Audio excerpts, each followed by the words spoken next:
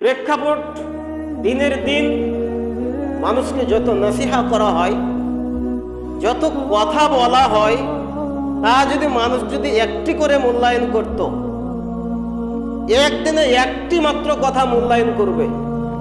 যেমন ছেলেদের পড়াতে লেগে বলেছিলাম, একদিনে একটি কথা মনে রাখতে হবে, তাহলে 365 দিন 365 কথা মনে রাখতে হবে।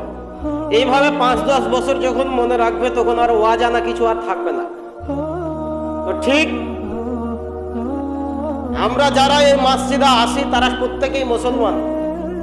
আমরা যদি একদিনে একটা কথা গ্রহণ করি, তাহলে আমাদেরও ঠিক ওইরূপই দাঁড়াবে। আমাদের কোনো ফতোয়া ফরয়েজ জানতে আর বাকি থাকবে না।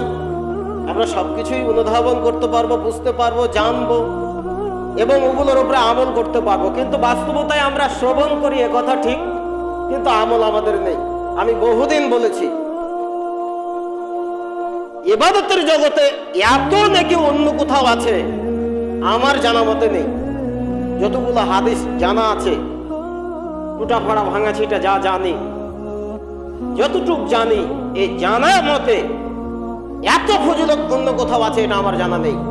বলেছিলাম, এক পদক্ষেপে একটা পা হেঁটে আসলে এমন কোথাও এরকম নেকি আছে কথা নেই।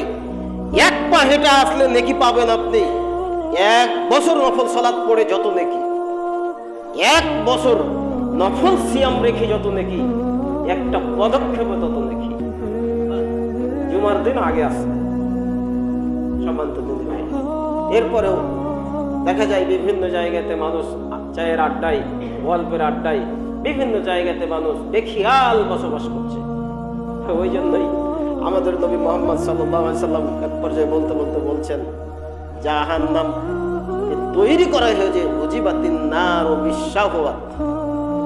জাহান্নাম তৈরি করার পরে ঢেকে দেওয়া হয়েছে শাহওয়াত দিয়ে, মনোপ্রবৃত্তি দিয়ে। মনে যা চাইবে তাই যখন করবে জাহান্নামে চলে যাবে, রাস্তা পরিষ্কার।